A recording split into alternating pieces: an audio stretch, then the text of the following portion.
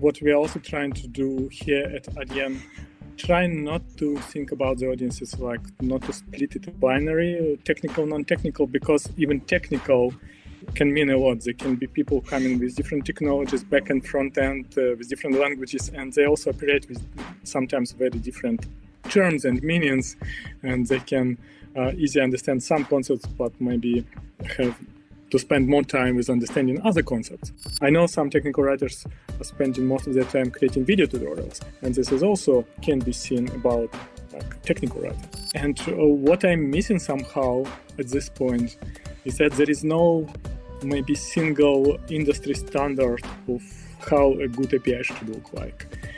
Which is probably fine because we're all figuring out this ourselves. Hello and welcome to the API Resilience podcast. Today's guest is Aleksei Akimov. Am I saying your name right, Aleksei? Yes. Thank you. Why don't you say it so that people can hear how it's supposed to be said? Hello, everyone. My name is Aleksei Akimov. See how much better that was? He's the head of API at Adyen, based in Amsterdam, Adyen. And Aleksei has a really diverse technical background. He's focused a lot on API design, API strategy, developer portals, and everything else that leads to a great developer experience. We didn't hit the record button fast enough this time, as is often our problem. But I already heard enough to know that this is going to be a really fantastic episode. And thank you, Aleksei, for joining us. This is really exciting to have you on and to meet you. Thank you for having me today. Thank you for inviting. So we were joking that like Aleksei is also part of the API Philosophers Club. And thinking about how APIs are transforming our businesses and beyond just the technical stuff. And this is going to be a good one. So tell maybe a little bit more about where you're coming from, Aleksei. Like, so how did you get started at Adyen, and how has your role been evolving? Like, and you've recently, or fairly recently, you've moved in more of a management role, as far as I understood from what I've been following on LinkedIn. Maybe you can tell a little bit more about how you've been evolving and what your background is. Thank you for introducing me. So originally I got my software development education and started working in that role, and then I switched to technical writing because I was fascinated by the idea that I can program and also help other people understand how they can develop their programs and do the software development. And this was the reason why I joined Adyen 4 years ago. So I joined our documentation team as a technical writer, working on our API documentation, but also thinking about different ways how we automate, how we build our systems that help us create better documentation and better developer experience. And the team was growing since then, and it's an amazing place to work. And at some point last year, I was also realizing that I'm spending so much time on API designs and API development, so I really wanted to focus more on that, and that's why I'm also now having this role as a head of API at Adyen. And it's a lot about coordination. It's a lot about getting things right done and at the right moment. It's a lot about learning and collaboration with other people, product, technical stakeholders, business, trying to understand how our APIs should look like, because APIs is the interface of our platform. This is what our customers deal with most of the times. And it's for the people that don't know, Adyen is one of the leading payment gateways in the world. I don't know what number you are, but you're a really big one. And I see you in a lot of places being mentioned as one of the key payment gateways. And so basically, you're an API business. It can't get more API than a payment gateway, I think. So it's interesting to hear. So basically what you described is that you have a kind of like a governance role right now then, or like you're part of a governance team, API governance team or something like that? Yeah, we do have an API governance team. It's more like cross-team group of people who are contributing to different parts of our API decisions and API strategy. We gather almost every week and discuss different API design things that we really like to talk about. And you're absolutely right. Adyen is not a payment gateway, only is a payment processing platform. And we saw Microsoft, Netflix, Spotify, and a lot of big enterprise and mid-market businesses all over the world. So I would also say it's number one payment company in the world. Right. Of course, I'm biased. So, but yeah, if you look at the market valuation and the progress that the company has made so far, I think it's a very interesting place to be in and to see the growth, how the soul is evolving.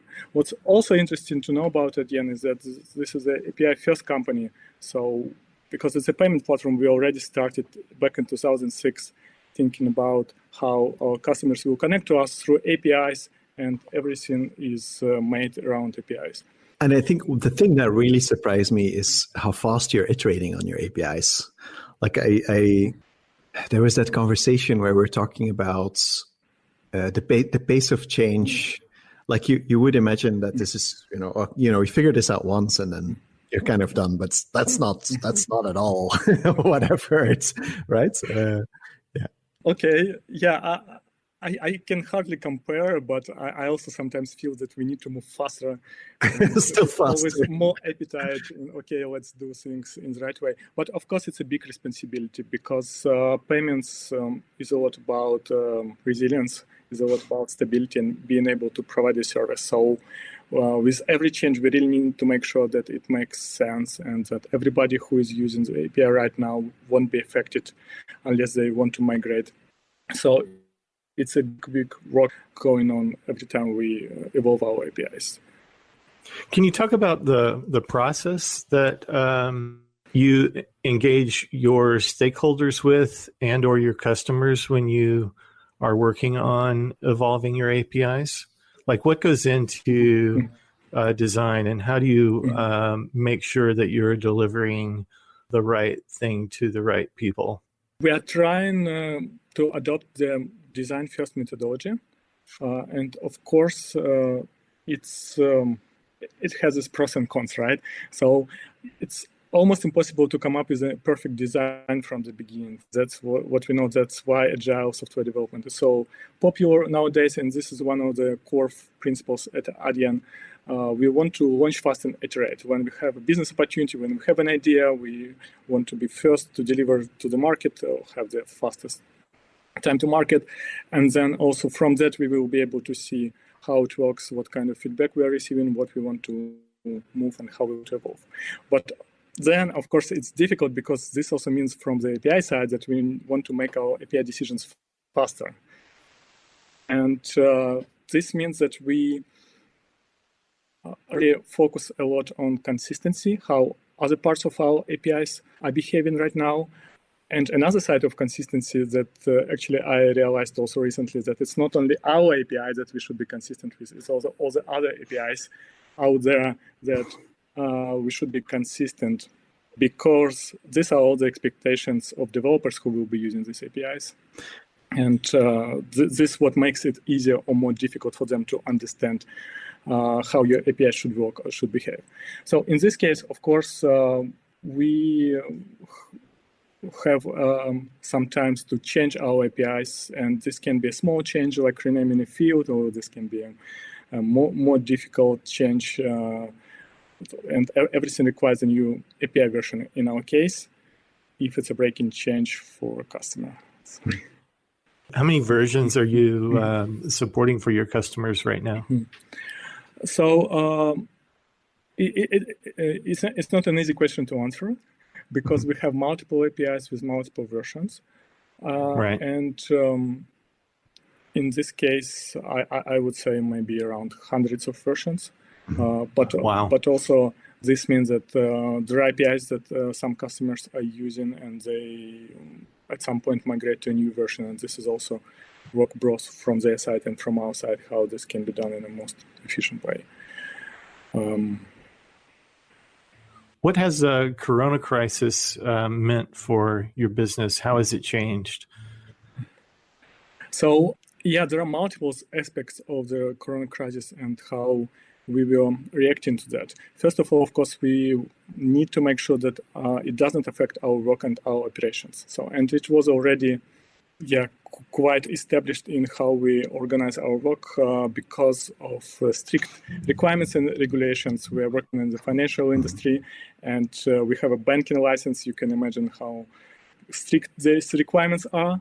This means that our platform was already designed in a way that it should be operating with having less impact on maybe some changes in the presence of people in the office, and we were able to switch to work from home quite quickly because we have everything set up for that from the day one we joined Adyen.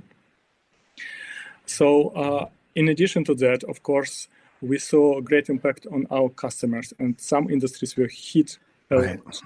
And we were trying to find ways how we can help them out because, of course, our customer base is quite diverse, and we can see that some industries are growing with the online business, but at the same time, there are customers that are struggling, and it's also in our best interest to help them.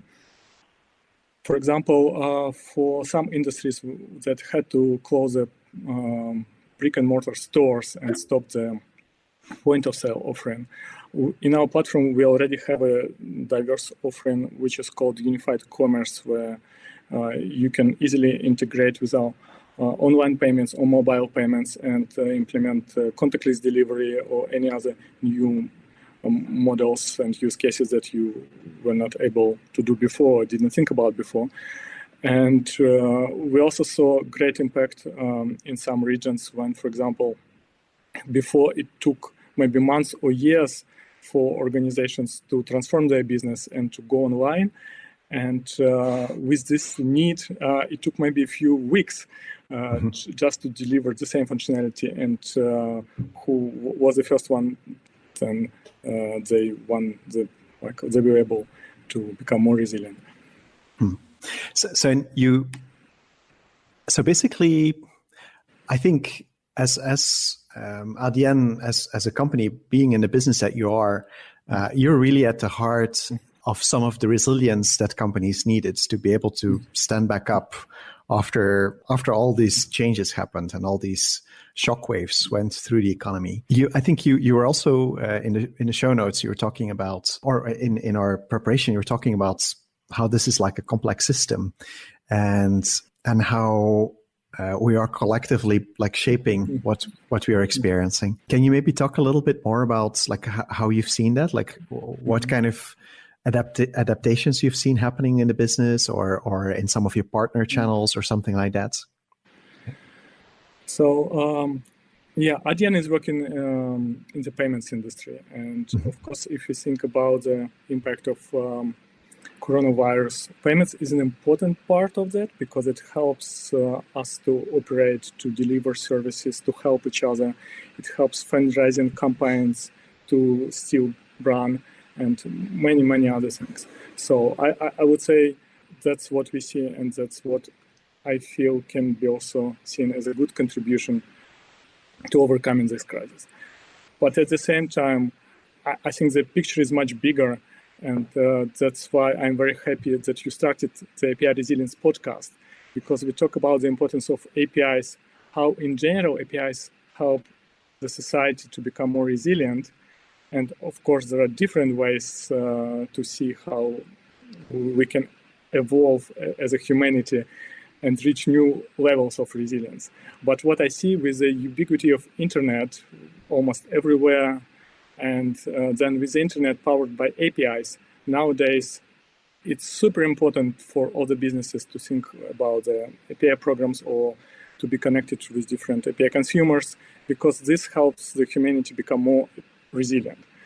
And somehow, if you also imagine what could happen without internet and without APIs running around us, without mobile phones, without all the technology around us, what would happen in that situation if we would face a crisis like we have right now?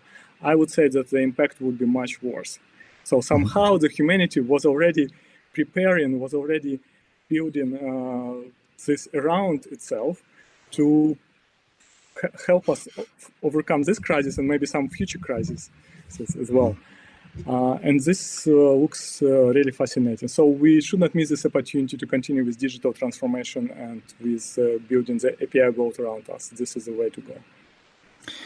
It's we talked on the last show with Mike Amundsen. We talked about.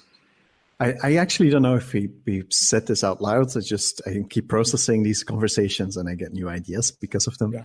But one of the key things I think is happening is that we're shifting from isolated systems, like being, it used to be a lot about individuals and individual companies, and it's becoming more about community again and about interconnection and how do individuals and individual companies interconnect with each other to create a whole, like a fabric of services that's going to be stronger, that's going to be able to adapt faster and come back after a big shock. It's, and I think that's super fascinating to see. And also, to be like a good pat on the shoulder, like, we're part of that. Yay. So, yeah, I couldn't agree more. And I liked your analogy in one of the, I think, podcast episodes when we think about the resilience of human body. So it's, I would say, quite a resilient creature, but at the same time, we do still have our brain and our heart and this, the part that if we don't have them, we cannot believe that it's a human anymore, right? Mm-hmm. But then with building a society around us, with like operating all together, we build this resilience, and that's why we coexist and help each other. And this, of course, means that with everything that we do to make this world more interconnected and people in different parts of the world more connected and working together, different businesses, different organizations, this all helps to create a world where we can help each other faster and then just see the value of having each other on this planet. And this is also coming through APIs. So before we had Web 1.0, right? So when it just all started, we started connecting the world and machines, and it seemed very interesting. Then we observed Web 2.0, when we saw that something is shifting. A lot of people started contributing to the internet. We saw the rise of social networks and everything. So a lot of content is all about collaboration. But now we also see that a lot of things are changing here, because with the rise of new capabilities that are not linked to a physical location anymore. And this is what APIs are all about, at least to me. Mm-hmm. And I think it's more than that. So yes, it's decoupling from the real world, and like in making services available no matter where you are. Yeah. But I think it's also giving those interfaces to other people and letting them find new affordances that those interfaces allow for. So that you're like, here's my data. What else can we do with this? And then suddenly it was like, oh, actually, people are doing this one thing. It's like, can you imagine that? And I think that is the real power, is because there's a lot of hidden value in our businesses that we're not aware of. And I think by parceling out capabilities and exposing them to the outside world, we allow other people to find new uses for those capabilities. And it's very much how biology works. This is also how bacteria work. Like massive problem, lots of bacteria die, lots of genes floating around, like some opportunistic pick up some genes and like start using it, like, oh, look at this, it actually works and it does something interesting. And I think that's kind of like what's going on right now, is like where we're going beyond individual companies. Yeah, I completely agree with you. With all the modern technology, with the internet around us, with all the mobile phones and mobile capabilities around us, and also with people spending more of them, like having more of their mental presence online, we now invest more and more time into consuming different capabilities over the internet. But also this means that we are finding new different ways that probably the creators of these capabilities or the developers of these APIs would never imagine before. So, and this is quite interesting. And this also makes me think about an API, every single API as a language, because a language is also something that evolves naturally, and you can of course define its rules or try to describe its rules and teach a school and try to come up with some dictionaries, but they become outdated so quickly because of the nature, because everybody who is using the language, they also contribute to changing it. Mm-hmm. I'm super interested in the language angle that you have. Because, like, I think your background is in linguistics also. We have some colleagues like that also. And I got to think a lot more about language and how it's also a set of constraints that give us power over our environment, just like software constraints do that. And there was this book, Neither Ghost Nor Machine, that talks about Terence Deacon's work. It's written by another author, but it's about the work of this professor. That talks, and one of the stories in that book is about how languages are co-evolving together with humans. And they, a language needs to pass through the brains of children, and children need to learn a language. And if either of them can't do that, they both can't function properly. And it was super interesting that basically language is kind of like an organism that's evolving together with us. And I think it's something similar is happening with information technology, is that there's this programming languages are like that, APIs are to some extent like that, and there's a different way of thinking about all of this stuff that's connected to constraints. That's very, very interesting.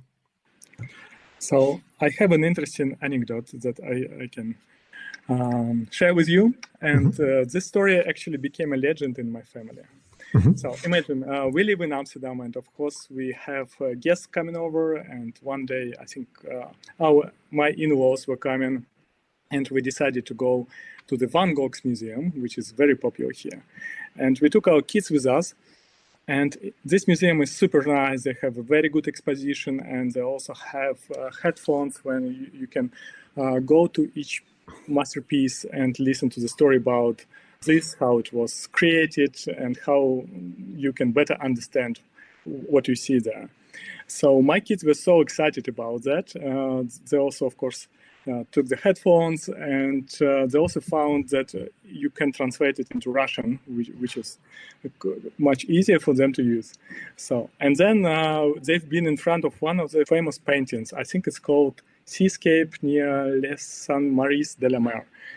Sorry if my French is not that. Don't worry, Saint-Marie de la Mer. Yeah.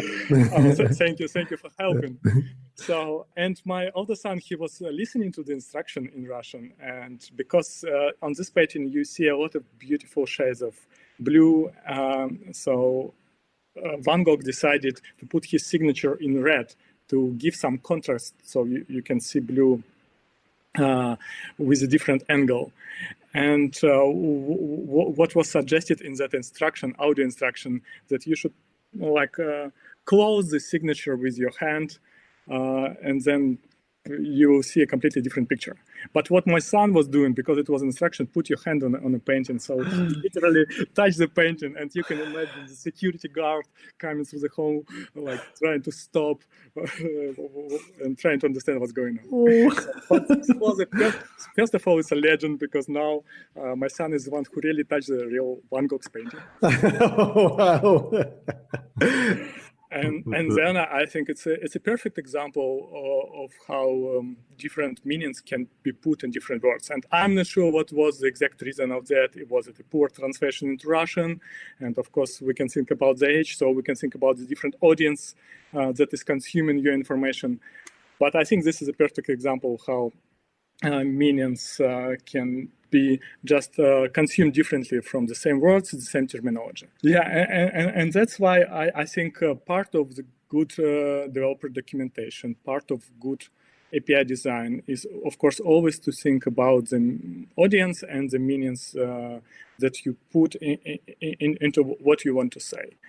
And what's even more interesting that you need to think about the global audience nowadays and different connotations with different meanings. For example, I have Russian background, and I see big difference when we use World Wide Web and Internet, because web is something created by spiders, so something, negative with negative connotations, something that can catch you, and you spend hours and hours consuming information, so something that you would try to avoid. At the same time, Internet, it's something human-made for some reasons, right? And the third version of this in Russian language is just the word Internet that was exported into the language as it is. So it doesn't have any connotation, it's a new word. And then when you talk about Internet, it's a completely new meaning associated with that. This is how other languages are consuming and evolving with that. And this is also fascinating because then the technology brings so much into our life, into how we look at things and how we consume things. And I cannot imagine, like also one of the most popular and favorite examples, I cannot imagine that 25 years ago, I would say, okay, I make a photo on my phone, I watch this video on my phone, I use maps on my phone, and now phone becomes something that is part of your world. So almost everybody has phone, and we consume a lot of information, and we are present with our phones everywhere. But this also means that if we create some new experiences and capabilities that we expose with APIs, it might happen that the terminology that we are using in APIs also transition into the real world. And it can mean really a lot how you name things. If you also create new names or new term for something, or you just start using something like a mouse that you had before now for something new and something different. So I think we will see more and more developments in that regard. And of course, we can try to control it somehow, like in a famous George Orwell's book, 1984, people were really thinking about the controlled language newspeak, where you can also just transition and evolve language into the way where some meanings completely disappear or some words change their meanings. Yeah, but in general, I think we should just be careful or maybe have fun observing this evolution. So the fascinating thing for me is that meanings are discovered in words, and this is a collective endeavor. We as a society find new meanings in the words that we already knew. We find new affordances in the words that we already knew that give us new powers over our environment because they allow us to express different concepts around us. And the more words that we learn and the more meanings that we learn and that we know that other people know, we can communicate these new through these new affordances. And it's something similar, but on a different level that we're doing with APIs, in that they are constraining the information, or they're a constrained interface for transferring information that also transforms what we can do with that information. And the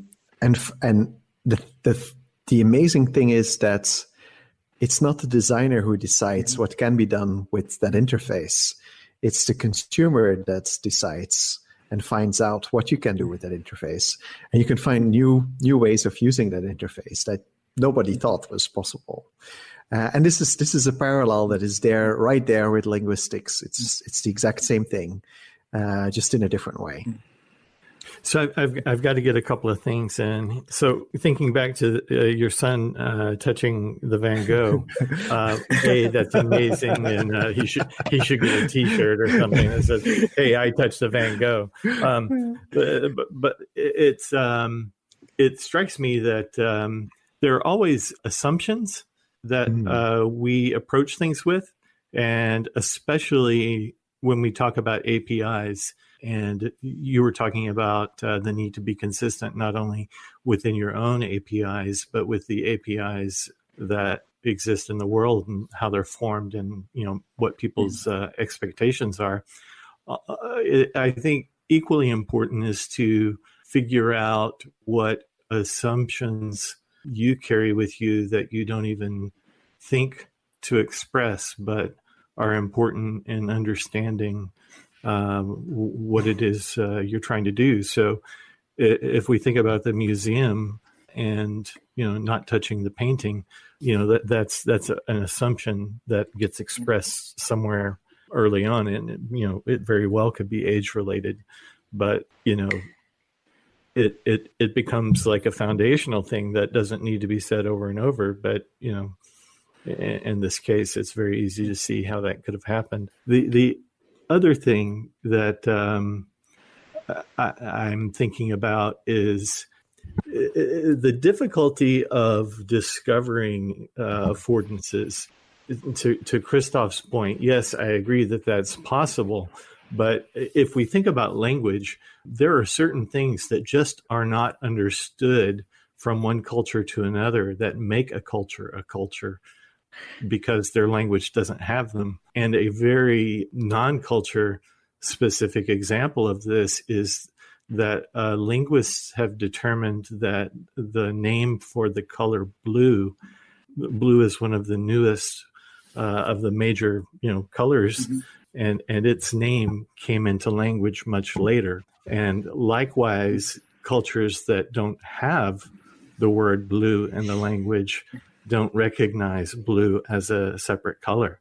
There are indigenous peoples that you can hold a blue and a green card in front of them and ask them, to pick one that's different, or you give them 3 cards, 2 green and 1 blue, and they say they're all the same because they just don't have blue in their language. There's a fantastic radio program on kind of scientific things, and it's called Radio Lab, and it's produced, I think, by WNYC in New York. And this blue example came from their podcast on colors, which is a really great episode.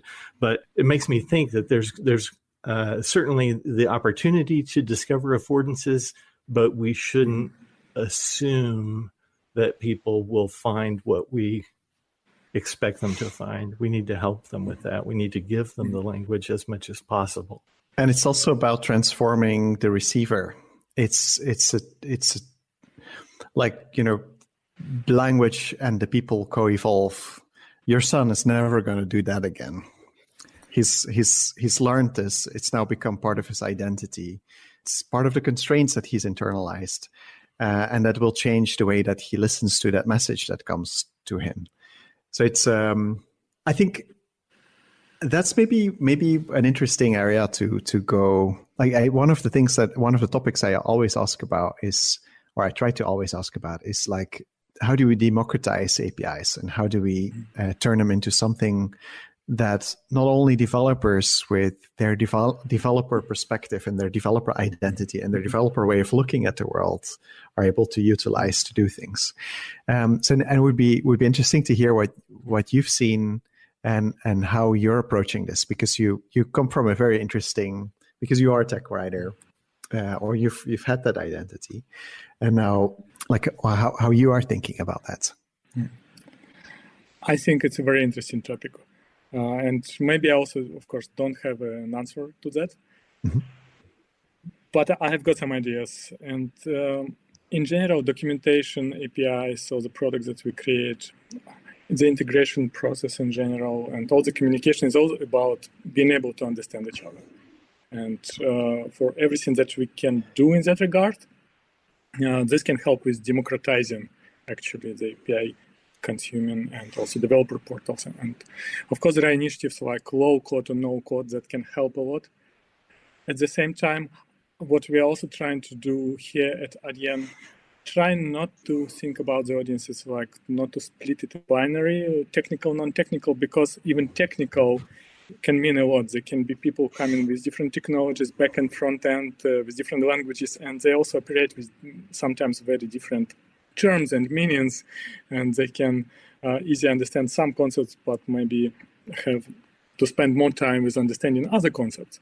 And non-technical people, business people, they're also coming out from different background, and they can be understanding maybe some technical concept, but maybe to some extent, and just be not aware of some other concept. So in this case, what we are trying to do, we are trying to always continue our research and gathering feedback from people who are consuming our developer documentation, but also testing our API design decisions. We're organizing developer feedback sessions where we also invite people with different backgrounds, so with different experience, and hear what they think about our potential API design. This can help us improve a lot. The same goes for documentation. But also internally, we are trying to involve people from different departments, from different backgrounds to contribute to our documentation. And this is made through, of course, increasing the internal awareness that you can do this and actually encouraging people to contribute, but also with good support by the tooling that we use for our documentation. This is done mostly with implementing the docs-like code approach with Markdown files in a Git repository and static website generator for that, and developers love to contribute this type of content. At the same time, we have a CMS on top of that that helps other people that are not familiar with Markdown or Git flow or something else. They can just use a visual editor and write some content or propose a change, hit a save button, and then this becomes a pull request in our Git repository, and then the technical writer can review it. So by implementing this and by encouraging internal people from with different expertise to contribute to docs, we also see that it becomes better for different audiences, and just helps with democratizing it, I hope. Mm-hmm. Have you read Code Like Code and Prose Like Prose from Tom Johnson? Have you read that article or not yet? I've read a huge number of articles from Tom Johnson, but I don't remember this one. It's a recent one. He basically came back and said like actually we're seeing that we might need to take a little step back from the docs as code approach. And I was like, whoa, Tom Johnson is saying that now. So it's a very, very interesting article. It's about authoring experience. And like there was also interesting how you framed CMS, because like on our product, we use a CMS as a publishing, or we use our CMS as a publishing interface, not necessarily an authoring interface. But you were focusing on the authoring experience for Docs, for Docs code artifacts. Mm-hmm. So it's interesting to hear the difference. And I think I maybe understand where Tom is coming from. Also, I should, of course, read his article and then come back to the podcast. Sorry. So should have sent it to you maybe up front. I think I remember when the whole Docs Like Code story has started, because most of the documentation communities were having difficulties with adopting data kind of tooling, because it became too complicated, too difficult to maintain. It required too much things to be done, especially if you want to start fast and already have something published for your new product, new API, new software. And that's why Docs Like Code became so popular. But I do see the difficulty with adopting Markdown, because Markdown doesn't have semantic decorations. It has only formatting decorations usually, and requires some extra extensions on top of that. Without that, it's difficult to maintain it in a detail-like way when you want to have some structures, when you want to use structured authoring principles that are really good. And that's why I think something hybrid that we're also trying to use here at Adyen, when you use Markdown, but then you have shortcuts which can provide you some structure within Markdown files. For example, you have short description, you have different groups with different bodies with decorated, and then you have your own elements, for example, navigational elements. Like we have something like finger post that shows you different directions and allows you to go to different directions. I think the technical writer in this case should not write something like rectangle or button, and instead they should use semantic meanings, saying, okay, this is a finger post, this is direction 1, direction 2, direction 3. And then the rendering mechanism should decide how this should be displayed, depending on the medium, if it's a web page, PDF, or something else. And this is something that really requires some good support by tooling, and maybe also high adoption by the community. I'm not sure if it already exists or if it's evolving. I'm pretty sure it will become more popular soon, because there is a need for that. It's the same thing again. Where do you put the constraints? Do you put them in the people or in the tools? It's like your son touching the painting. It's like they had the constraints in the people. They were expecting people to know that you can't touch the painting, and it was not necessary to put the constraints in the tool, but he didn't. And I think that is the big question: is there's a bunch of learning that it will be necessary to go beyond those assumptions. And that is, I think, the big challenge is like, from what point do you start and how far do you need to go back? And how do you not bore the people that already know the stuff? That's the hard part. And of course, it's difficult to be an expert in everything that you can potentially do in your organization. And that's why now I think most of the organizations see that developer experience is crucial for adopting their business, especially if they're in API business. And for example, we were doing some research also asking our customers, so what are the most important points for them in terms of our APIs adoption? And documentation is always number one. Okay, you really need to have good documentation. And that's why I think every organization that cares about good APIs and developer experience, they should also put more focus on building better developer portals. But this also means bringing right expertise to your organization, hiring technical writers, having DevOps, DocOps engineers, doing some product design, product research, developer advocates, working all together on bringing these developer portals to life. I want to put this one in because one of my gripes is that, and we're a tool company, we build tools for a living. But one of my gripes with customers is, or not a gripe with a customer, it's more one of my biggest cautions for customers is be very, very careful. Your tool will not solve your problem. Your tool is just a tool. You still have to do the work using that tool to solve your problem. You need both people doing the solving work and tools to help with the solving work. And I think, and practically that often means that, hey, maybe you should hire a tech writer because, like you don't have any tech writers. You don't have any community managers. You don't have any developer relations. That's a problem. I think one of the problems that we see there, just to amplify what you're saying, Kristof, is that people often see one dev portal versus another, and they say, well, this is a much better dev portal. And to them, they think that what they like about Dev Portal B is that it's more aesthetically pleasing, but it's usually not a matter of aesthetics. It may actually be that its actual form, its actual design is actually presenting information to them so that things are much clearer. And so you can take a very good dev portal design and not have good content, and you've got a lousy dev portal. And you can also have very good content and that will make a bad dev portal better.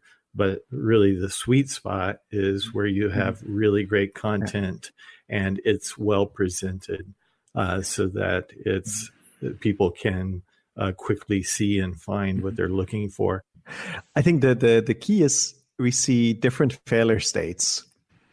We see teams where they're like, okay, I don't have time for this whole dev portal thing. Just solve my problem. Like, give me some technology that's going to magically make everything right. And like, they don't have writers. They don't have anything. And that's bad.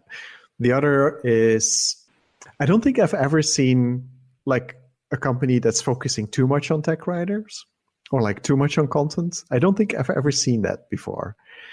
Probably when you start focusing on the people to do the job, they'll say like, okay, and you need to go and get us some tools to help us to do this. And then but what I often see is like they've hired a whole dev portal team. They've got like 10 people on the job. There's no single tech writer. And I'm like, what the hell are you doing? Like, no, this is not going to work. You're going to build a dev portal from scratch. You're going to spend an enormous amount of money. and you're not going to have any content. Like, then it's better, take something off the shelf or work with a product or something. Just focus on the content first. Yeah, I think that's the key. Yeah, it's interesting to see how it's happening and how it's different from organization to organization. And obviously, you've seen a lot. And what I also should admit that the role of technical writing and perception of technical writing has been really greatly changing over the last decades. So, and that's why maybe some organizations think that it's only about applying the style guide and fixing all the commas and dots and full stops, and that's it. But of course, it's a lot about understanding. It's a lot about composing this content all together. It's a lot about collaboration and drafting and handling and maintaining and being responsible for that. And if you try to put this on someone else's shoulders, so probably it would never be pretty high in the list of their priority, because if developers need to write code, of course, they can contribute to documentation. They understand the product well, but of course, there will be other challenges because they understand how the product is built, not maybe how they should be used. If you try to involve other people, they will contribute their part, but there should be somebody who is really feeling attached to this, responsible for making high quality. And usually technical writers, professional technical writers, can do the job pretty well. Yeah, technical writers are like the translators. That's, yeah. That make do like a gut check. Are you communicating well? And yeah, and of course, technical writing in different organizations can be very different again. Yeah. So it really depends on how you build it, where your technical writing team belongs to, how it operates with marketing, with developers, with product, with other sides. And also, it really depends on your product, who is using this, who is consuming this, what kind of documentation you need. I know some technical writers are spending most of their time creating video tutorials, and this is also can be seen about like technical writing. And some technical writers are really focused only on API descriptions or code examples. But at the same time, there are a lot of different types of content that you would need to create. And it's also can be seen as technical writing, or somewhere in between different roles that you have in your organization. It strikes me that so much of it comes back to the actual API design as to the role of the technical writer. The better the API design, I think the easier the technical writer's job is, because to your point about the technical writer is translator and produces lots of different types of content.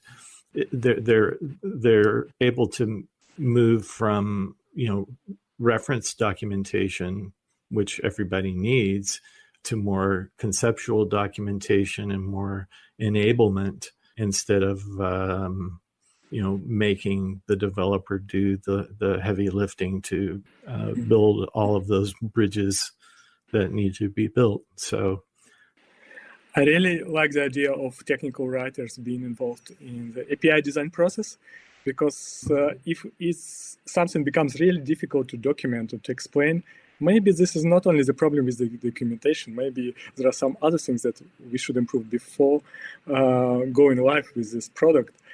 And I also know some examples and some organizations that even start with writing a draft documentation page before coding the actual API design, because it helps you understand the use cases or the possible terminology or the possible capabilities.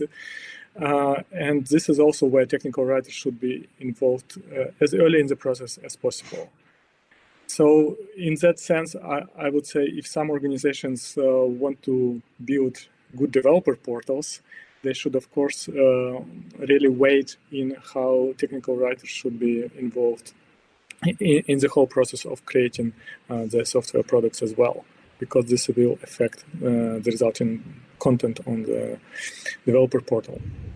I've been involved in Agile development from very early, before it was called Agile, I think. And one of the things that whenever the Agile Manifesto came out, I was really excited about it, because it communicated so clearly what we were trying to do. But a lot of people, especially the technical writers, looked at that and they felt attacked by it. And it strikes me that what was being talked about in the manifesto wasn't really the technical writing. It was the writing that happens in the waterfall process. It was the design documentation, the specification that was not as important as the actual communication around the business problem. And so to me,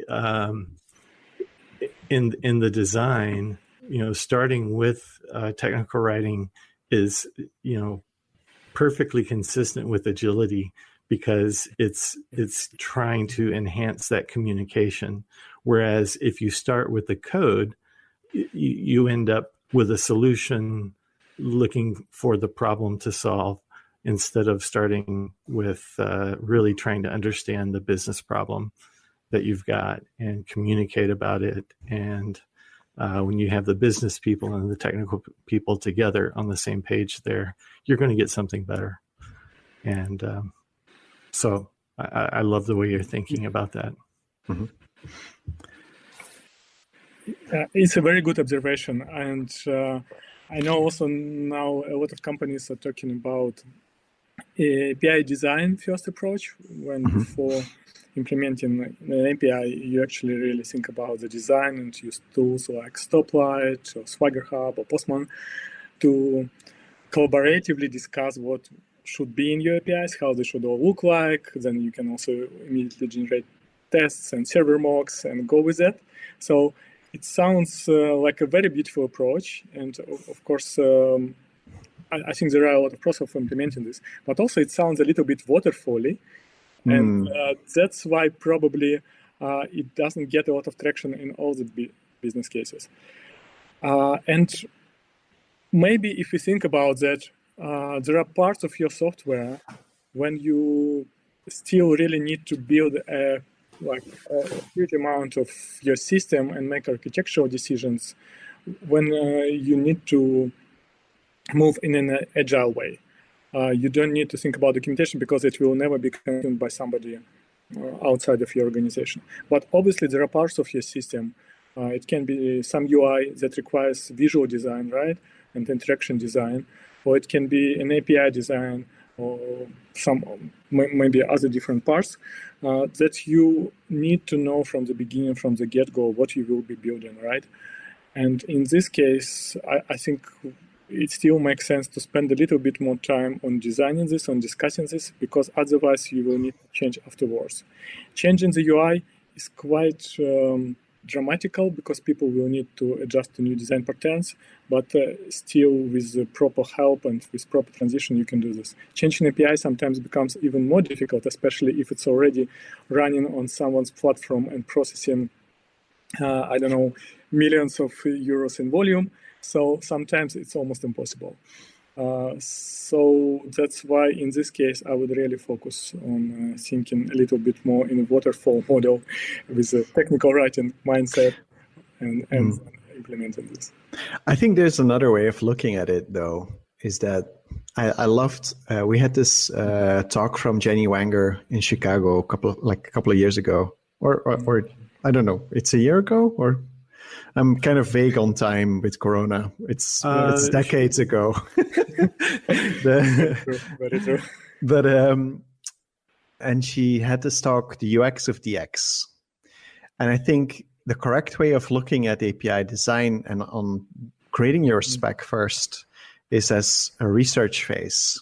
And UX is trending. Everybody's doing UX right now, possibly because actually it's stepping in that gap that was created by this misinterpretation of the Agile Manifesto that, oh, we don't need to do design anymore. We can just do whatever we want and just get started. And then now we often end up like, actually, maybe we should think about this a little bit more. And I maybe that's what's going on, is that actually UX is a as a movement is a result of this gap that was created by like this overbalancing after the waterfall. It's always a pendulum swinging from left to right. And probably it's something like that. Yeah. I think that I don't see that what we're talking about is really an agile versus waterfall thing. It's really about communication and trying to understand the business problem. And so if you look at the Agile Manifesto and what agility was about, it was about putting business people and technical people together to communicate. And I don't remember who said it, but the highest level of communication are two people in front of a whiteboard. And, it's not passing a document back and forth. The document, to me, I've always thought of documentation as kind of the fallback whenever you're communicating in a space where you're not in the same time as the other person. So you write the documentation because it's going to be consumed by someone else, some other place, some other time. Otherwise, the best communication is between two people speaking or, in front of a whiteboard. So it's not that I think that these things are in conflict. It's really about focusing on the user and understanding the business problem. And whenever we talk about API first and the importance of API design, I think what we're really talking about is being user-centric and valuing the developer as a person, and understanding that their experience with your product can be the thing that makes your product successful or fail. You can have the best technology, and if it's you've got too much friction around using it, it's not going to be widely adopted. Yeah. And at least that's the way I'm thinking about it. I think it's the dynamic versus static constraints thing, where, like in a living cell, there's the static constraints, there's the hormonal receptors on the outside. You don't change those, because if you change those, nothing works anymore. But the proteins that are in the cell, they're constantly changing. But there are constraints. They're constraining the processes that are able to happen in the cell, but they're dynamically changing constantly. And I think the key thing is what Agile understood is that software needs to be dynamically constrained based on the needs of the moment and the needs of the organism. And if you make a static constraint as like the new goal that needs to be fulfilled no matter what, then you end up doing the wrong thing, because by the time that you implemented the specification, the world has already changed and you're going towards the wrong direction. And it's the interplay between these two, between the dynamic and the static constraints, that gives you an adaptive organism. So in the static constraints, I think APIs need to be static constraints because they're on the outside and they help us to communicate with the outside world, or like between cells. And the way you implement it, that's up for grabs. That's what's happening on the inside.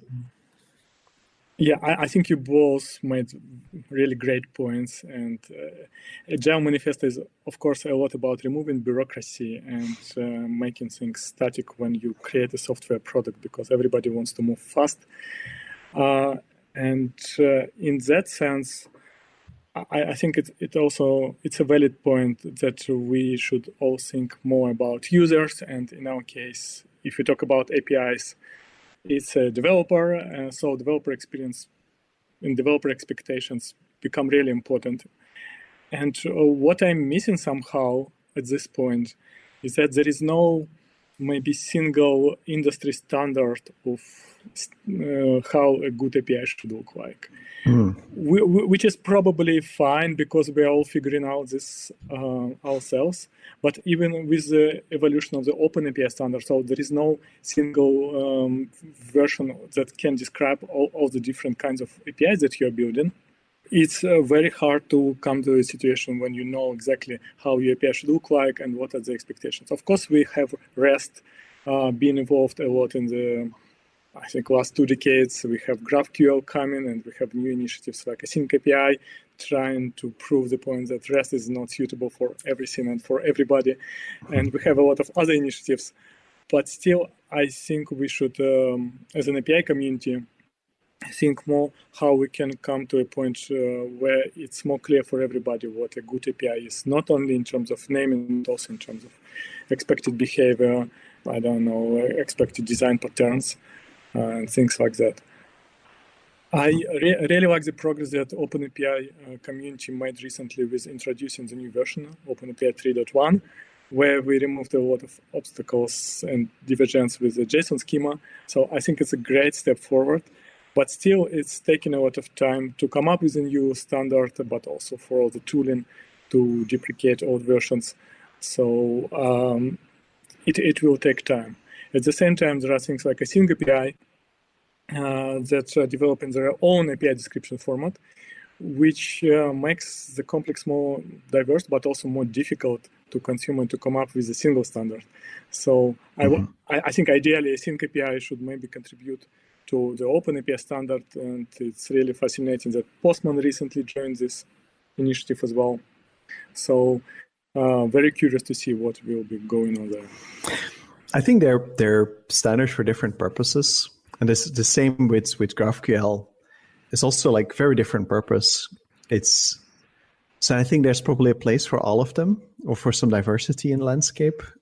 Yeah. So I think Stan Akimov, he did this talk a while ago where he was like, no, you don't have to rebuild everything in REST. Like if you have a CSV API, like that just, you go to your URL and you get a CSV and it works and fulfills your needs, that's enough. That's good.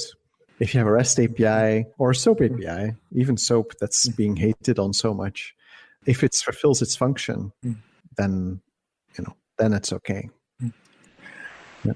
I agree with this point, but to some extent, because it's all about making sure that your APIs are easy to consume, and this builds on the expertise so that your API consumers have. If on the daily basis they integrate mostly with REST APIs, they would definitely have difficulty with understanding how your SOAP API works or CSV API works. Or they will see your APIs as being old school, and then also this will give some assumptions about your technology, that it's been legacy, not performing well, while it's not always the case, right? So there are different standards for different tools. But the same comes to, for example, visual design of your developer portal. If someone comes there and they feel that it's difficult to use, difficult to navigate, they have a feeling that it's maybe something created 20 years ago and never updated after that. While, again, the content can be brilliant there. That's why I think all the components are quite important here. And if there are new trends and new expectations and new learnings that your API consumers have in mind, you should prepare your product and API as part of that to operate in a way which is easier for them to understand. Because if they're familiar with this, they'll definitely integrate faster. I just want to make sure that people don't think that we're encouraging them not to use SOAP during the time of Corona. Please do not deprecate SOAP right now. We need SOAP. SOAP is alive. SOAP is everywhere. This was a really fascinating talk, and I feel like we just keep getting so lucky with having people with great insights that want to share, and also people who are so nice. So thank you for being both and joining us today and sharing your experience with us and our audience. Thanks for paying it forward. Thank you very much for inviting me today. I'm a big fan of your podcast and of everything that you do. Please continue sharing these thoughts and contributing to the development of the API society. I really believe that APIs, the overall technology, will help us become more interconnected, will help us see different parts of the world without being present there, physically will help us with many, many, many new things in the next couple of decades. And that's why I really ask everybody to think about developing API programs and contributing more to different API initiatives and think more how APIs are evolving, because one day you create something and then it can happen that everybody is using this new term and this new product that you created with your API. And then this is your responsibility how you name it. Naming is important. And hard. Naming is hard. I'm the worst at naming. That's all for today, folks. Thank you for joining us for another really interesting episode of API Resilience. Maybe we should call it the API Philosophy Podcast or something. Thank you, Aleksei. If you want to find out more about Aleksei and the work that he's been up to, you can look him up on LinkedIn. And there's not too many Aleksei Akimovs out there, I think. And if you look at Adyen, you'll find him there. And he's also got a couple of interesting talks up on a couple of conferences. So, And thank you very much for listening. Thank you for listening to the API Resilience Podcast. If you liked what you heard, please follow us to hear our latest episodes on YouTube, Spotify, Google Podcasts, or Apple Podcasts.